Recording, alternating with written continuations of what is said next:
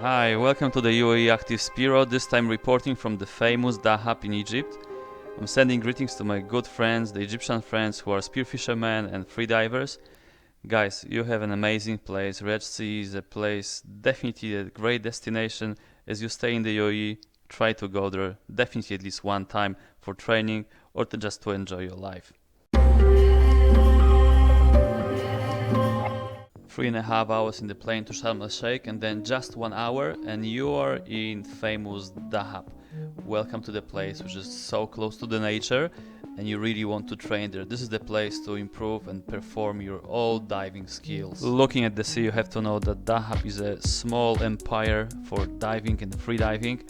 From early 70s, people they started to come over and just really enjoy this what is underwater and the visibility and the quality of everything around. Dahab is basically divided into 3 areas. You can see the green one, which is Laguna, the red one, which is the center, and this is the lighthouse area, and the yellow one on the top, that was basically the location for local houses where you can also rent a nice place. Consider to stay there for at least 1 week so you can train a lot and you can also maybe stay in different places, which I really suggest. Dahab has a very positive energy, amazing vibe. Basically, it's a pretty international place. Diving and freediving shops, you can find them everywhere, especially in the area called Lighthouse. For me, that's the center of the city with plenty of small shops and very nice and honestly saying very tasty restaurant. The corniche, as you see, is quite interesting. It's quite long. It's about 5 kilometers and it's a place which you can really meet nice people. But let's go back to the business. I came here for diving. That was actually the last part of my trip. I had the pleasure to be in Sharm el Sheikh and Cairo and then finally I went to Dahab. My new fins from Deep Spot in Poland, they were kind of screaming for the really exotic place and destination. So there you go. We're going into the Red Sea through such kind of the entrance for the restaurant.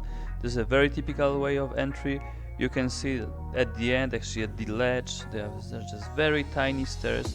And there you go, you're just in the water. So everything is slightly elevated. And this is the view of the bay of the lighthouse. Dahab is not a destination for spearfishing, but this is a great place for training and to improving your spearfishing by doing freediving courses. So you know that this is important, not only hunting, not only diving, but understanding how actually the best people in the world they train, and this is one of the places where they really do. So welcome finally to the water. That was my first day in the water and that was one of the dives that I was going to 20 meters. You can find so many internationally recognized instructors that they are based in Dahab, and I will tell you about my instructor later on. My plan was to continue with the education in freediving with the SSI level 2, trying to reach to 30 meters with different techniques. So aside from the very serious plan for training on a daily basis, I had also a fun goal, which obviously was reaching more than my skills because I was trying to reach more than 20 meters. And follow the challenge of Marcin, one of the very good Polish freedivers based here in Dubai. The guy goes to 67 meters. So he told me, just go and visit the elephant, which is in around 25 meters depth. Plan was to discover different locations, especially Laguna and the deeper places, and then unfortunately something happened. Hello guys from Dahab. I'm so happy I'm back to my training. As you can hear, I can still have a bit of the issue with my throat. What happened was last 3 days I spent basically at home doing nothing, not training, not going into the water because it was really windy in the last few days and it was cold. I caught basically a flu.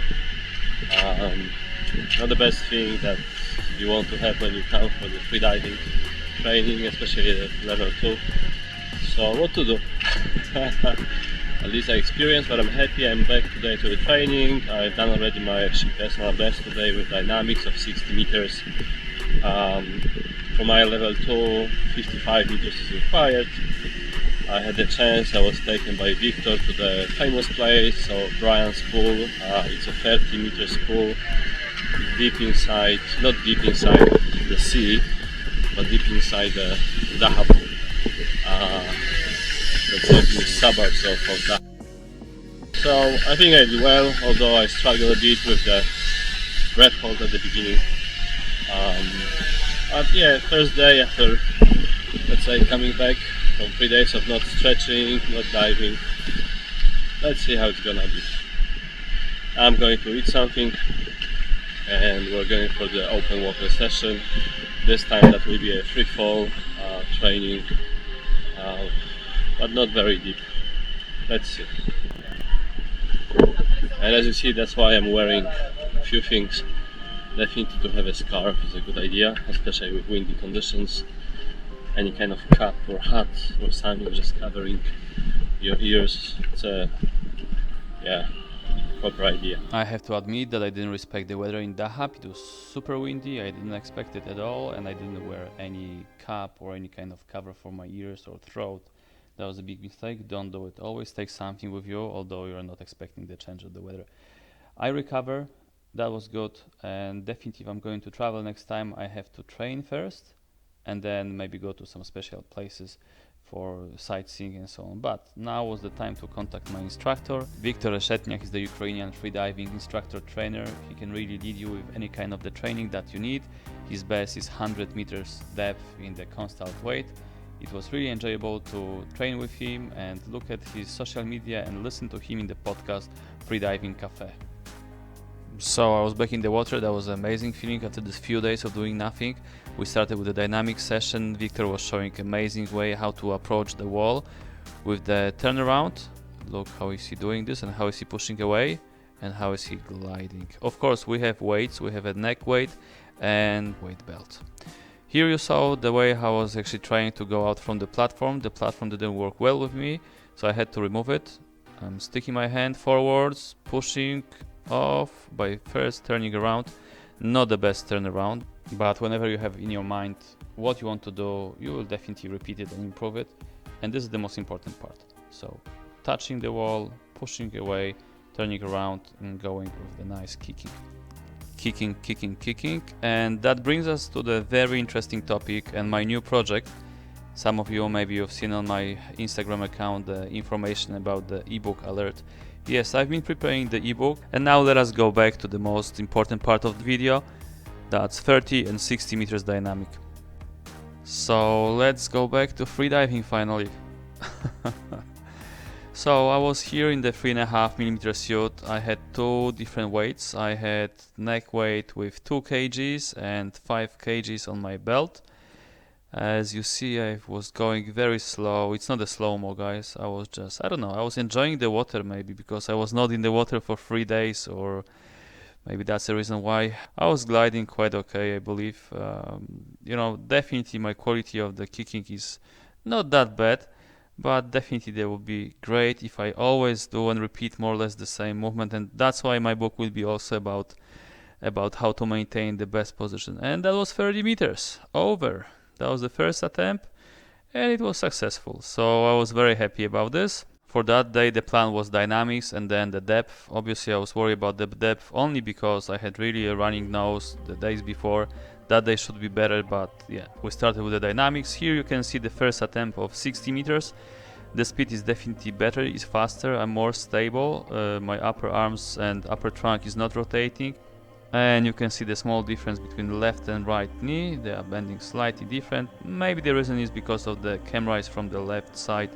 What I want to say as well is the width of my feet is adequate. These are the new things, so it seems that I already got used to it. So we're coming to the turnaround. That's supposed to be 60 meters, so there was a quite good push off from the wall. But unfortunately I felt that this is not the moment to go ahead with this. So I had a longer break and then I started. I felt that this is the time that I have to do it. Not because of my personal best, but because probably if I cannot do more than here today in this moment, then I probably won't be even able to dive more the same day, which was true. Unfortunately I was not able to practice any free fall because I was able to dive only to maximum 5 meters. My ears were blocked, so this is not a great thing, not a good feeling. Plus of course it's a proper precaution, especially that I'm under the supervision of the very good instructor. Here I was going with a good speed, I was flowing, the water going beside my face, touching my face, and this is the amazing feeling. All of us, we know it, but I was thinking that maybe I can actually push it and do it, but in a nice way, and there you go, it happened. So I was just approaching the 60 meters, I was thinking, can I do it? And I was absolutely fine with that, and it happened. For 60 meters, I'm done with 60 meters, my personal best in the famous pool in Dahab. That was a pleasure. Unfortunately, the rest of the day was unsuccessful. Very typical situation with the so-called unfinished business. So yes, I do have an unfinished business with you, Dahab. Although I'm happy, I will miss this place. I will definitely try to come within next year. Let's see if Corona will allow me, and I will think about my book. Yes, I've been preparing the ebook dedicated to the finning technique and improvement of the kicking with the use of the fins or no fins. I have to say that I'm not a freediving instructor. By the profession, I'm a physiotherapist. I have a Master's of Science in Movement Analysis and Physiotherapy, and good experience, many years of experience working with neurological patients that they always have problems with the quality of the movement, the timing of the movement, the way how the movement should be ergonomical. So these are all issues that, honestly saying, I can find in many ways of how people they kick. And I realized that I have to write a book. A book will be concise of 3 parts. One will be theory, that will talk about what I understand and what I think, what is the real kicking about. And the second part of the book will be very practical, that will be purely dry land exercises. The exercises that are slightly unique, used mostly by professional athletes, and these are the deep sensation exercises or proprioceptive exercises, activating muscles that obviously we have, but sometimes we use them unfortunately in the wrong way. And the best example, kicking in a very wide manner or very narrow manner, or let's say bending your knees too much, overbending them.